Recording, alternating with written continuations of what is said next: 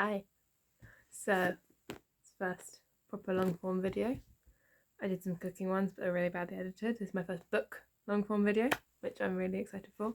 I will try and do some cooking ones as well, because I've had a couple of people ask me for like recipes and stuff. I have my magical book of all my recipes. I will try and put this in a video at some point. Let's see how these are the majority of the books that I want to read before the end of the year. There are a few more that I will need to order, but I think I'm going to order, but I haven't got yet. But these are the majority. So let's get started. So first off, I am currently reading this one. I'm loving it so far. I love the cover as well. And it was only £2, so that was great. I think I'm gonna buy the second one of these probably, unless the ending is terrible, and read that. But yeah, that's the first one. This one I plan to do a reading vlog for Halloween. I am super excited about this one. I just think it looks so cute, and it's got a review from Hazelwood in the back, and I've enjoyed some of her books before. And yeah, I also really love the little note on the middle and the front even, which asks her parents to please only read the redacted version I have provided for you, because I don't know, it's just funny. I enjoy it, and I've already made the little thing for that. So that is going to be my Halloween read. Next, The Book Thief, because I don't know, a bunch of people at my school read it and they said it was really good. Everyone had to read it. You either read Noughts and Crosses, The Hunger Games, or this one. I had already read Noughts and Crosses and The Hunger Games. I ended up doing Noughts and Crosses, but I really wanted to read The Book Thief. I heard a lot about it. A lot of people really liked it, and like, honestly, this on the back that says, "Here is one small fact, you are going to die." Like, I've got to read this book. And also, I am a history A-level student and I study Nazi Germany, so a book that is based in Nazi Germany is always going to be interesting to me. So there's that one. 13. I love a thriller. I found this in a charity shop for only £1, and I did do a little happy dance when I found it because I was really wanting to read it, and I could only find it in a set on Amazon. Don't know if anyone else has had any luck finding it. It is a thriller where basically the premise is there are 13 people on the panel. One of them is the serial killer. The serial killer isn't on trial. He's on, what's it called? The jury, like the panel. And it's one of those really short blurbs that really sells it. A ruthless prosecutor, a brilliant defense lawyer, a defendant with a secret. I can read. I read all the time. And a serial killer on the jury for it. Another thriller, The Silent Patient. I think I was originally planning to read these before Halloween, and then I just kind of got swept up in Percy Jackson because I have a friend who loves that series of books and she was recommending them for so long, and I get the hype. They're really good. I think at some point next year I'm going to buy the Heroes of Olympus series and read those as well. Yeah, but she was like, you should be ashamed, you haven't read those and you've read all fantasy books. I obviously haven't read all fantasy books, but I like fantasy. And she was like, you should have read them. Anyway, but yeah, so I think I was going to read these for like Halloween and have some thriller vibes going on, but didn't. But yeah, this one's quite popular on BookTok, which is where I obviously found it. And it just sounds really good. Love a thriller. Verity was one of the books that got me out of my reading slump.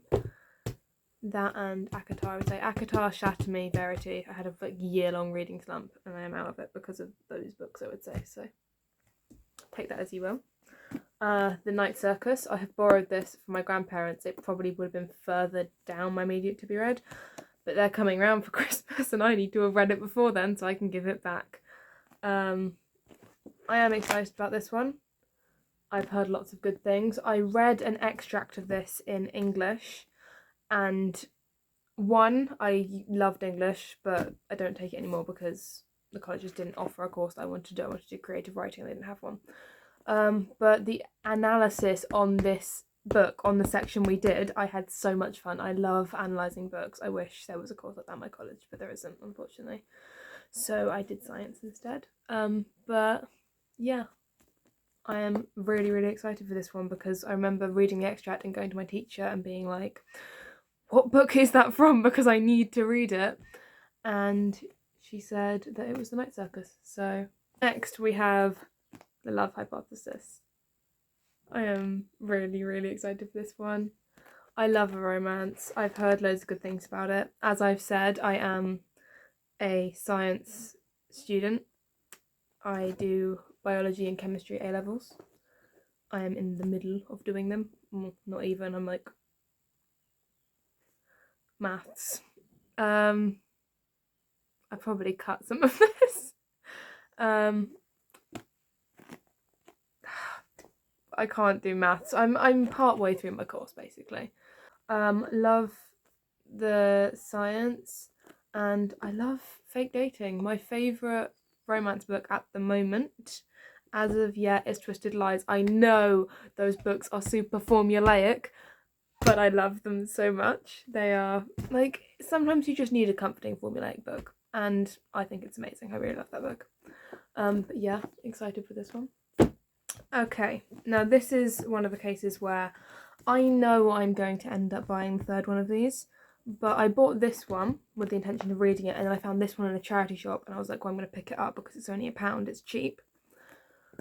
So I have these two. I know I'm going to buy As Good as Dead and read it. I'm not sure if I've read these before. If I have, they were from a library and I don't remember them very much. It is, honestly, it's my shame that I haven't read these yet.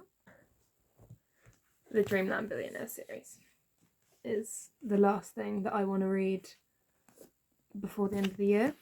I've just had so many good things about it, honestly. They're proper chunky books as well.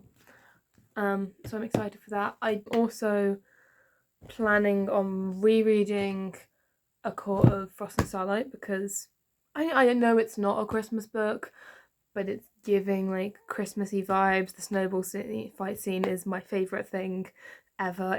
It brings me so much joy. And also Love Light Farms. I would like to read that one for Christmas as well, so I'm probably going to order that for Christmas. So yeah, I have a lot of reading to do.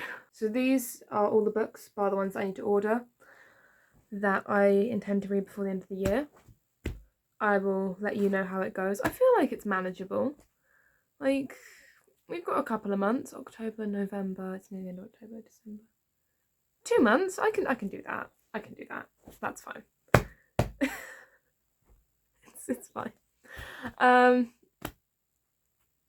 I'm really excited for all of them. Let me know if you've read them, what you thought of them. Try not to give too many spoilers because obviously I haven't read them and I'm going into a couple of them pretty blind. Like, I don't really know what's gonna happen. I do that with a lot of books. I think I read like a rough summary or I'll get something off BookTok. Sometimes it's literally a quote and I'm going in completely blind. But yeah, I like to have a little bit of mystery in my books, especially in my mystery books. But I am excited. I also realise there's not a lot of fantasy in here, so I may end up just completely going off of this if I feel like reading fantasy because I'm a bit of a mood reader. This is kind of fantasy. This one. I hope you've enjoyed, and I am going to get back to reading my current book so I can finish it before Halloween, and I will keep you updated. Okay, bye.